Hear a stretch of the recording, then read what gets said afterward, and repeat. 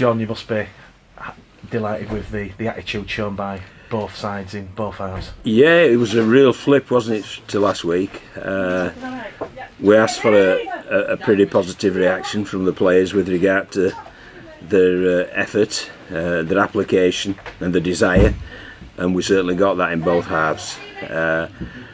Really pleased. The first half was a real tough, tight game, which we expect from York. You know, they always complete high and kick you into corners and play field position rugby, and you know, we stuck toe to toe with them and scored that breakaway try, which just tipped us in front at half time. And then for the young men to go out there, I thought they were first class in the second half. I mean, some of the last ditch defensive efforts that they did was absolutely first class. So it's been a real heartening day, not just from a first team perspective, but from a reserve stroke academy team perspective as well.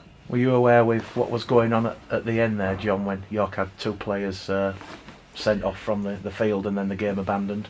I think it was bad light stop play, wasn't it? I think we'd posted a score there, we're getting it back, but we'd taken enough wickets to win. What's that system that they call?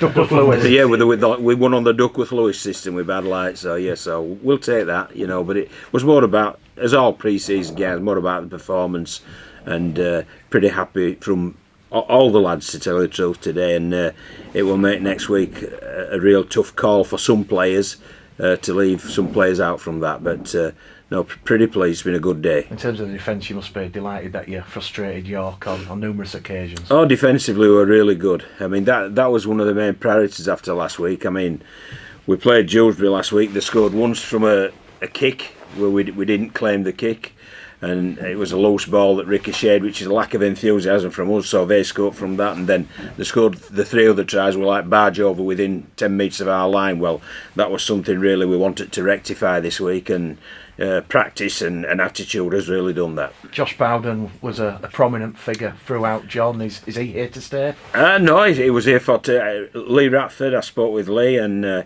3 players were going to come initially because they needed some game time. 2 of them picked slight strains up on the 4G training pitch that they've got, and Josh came, and his application was absolutely first class. His attitude, I mean, it just showed what a good professional that he is, and he obviously contributed greatly to us. Liam Kirk as well, a real strong performance after perhaps being a little bit disappointed with his performance last week. No, I think they could all have been disappointed last week, and they all rectified that. I don't just think it's Kirky. I think it was across the team. So it's been good. Away from the rugby, what's the lighting issue? How was that explained to you? What do you mean? Why did we only have the game abandoned? Well, no. Why did we only have half floodlights to start with? I've no idea. There's been Mark Sayer spoke to me, and there's been some problem with the grid or something from over the road. So it wasn't just a stadium issue. Apparently, it was a national grid issue. So. You know, there were half the floodlights on, so it did make it a bit murky. And poor old York didn't have any dressing room. Yeah. So really displeased about that.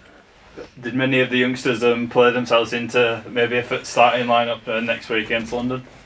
I don't know about the starting lineup, but they've certainly made me think and seriously consider it, because I thought there were some really strong performances from some young, and in all honesty, there's been a couple of 3 of the younger players who've consistently done well in this pre-season. So, you know, we'll have to really make sure that we pick a team that represents effort, application and desire in training and in practice games for the first game against London. But it's good that there's been no further injuries today. There's just bumps and bruises. So, you know, I haven't got a Sam Barlow from last week, so it's been a much better day for us today with regard to the on-field performance, and obviously with regard to the injuries. But the 2 red cards as well, did you get the kind of exact details what kind of went on? I believe it's 1 red and 1 yellow. That's what I believe. But obviously it meant that they finished the game with 11 men. And I believe it was what the players were saying was for striking. But I mean, obviously it was in the far distance and there was a melee, and you just saw people sort of involved, so you could just accept what the players said. You know, and obviously the RFL discipline will look at that if they can see through the gloom. A tough game at London next week as well. How are you looking going into that game? Yeah, we're looking good. As I said, we haven't picked up any injuries, so that's good. So we'll be picking from strength. I mean, obviously Conor Farrell we didn't expect him to have him back until end of March, early April, so we'd adjusted to that. Sam Barlow, obviously, I doubt very much he'll be involved. And I think that's about it, really. You know, Sam Hallis will be fit, who could have played today, but we thought it wasn't worth risking it. And who else did we leave out today? Can't remember. Dan White Pullen. Oh, Dan Waite pulling, yeah, he's a possibility of being fit as well. Anthony England? Yeah, Ing is just, he was weak with his illness, so what he did, he had a real tough conditioning session yesterday for his fitness work, and you couldn't put him through a session he had yesterday and then play him.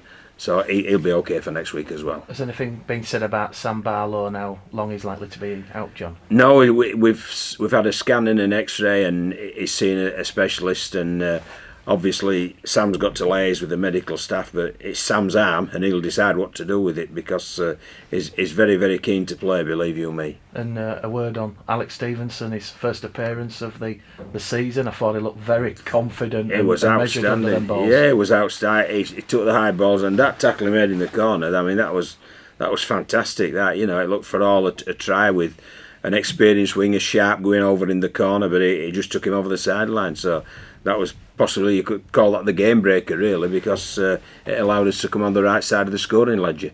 Does it feel a bit more like home now, Dewsbury, John? Yeah, the dressing room was a lot better. The logistical aspect of it was a lot better. It'd be nice if we had all lights on, but obviously that's up to the National Grid, not up to Dewsbury. So yeah, it'll get better week on week, and obviously next week it'll feel more like home to us than it will London, no doubt.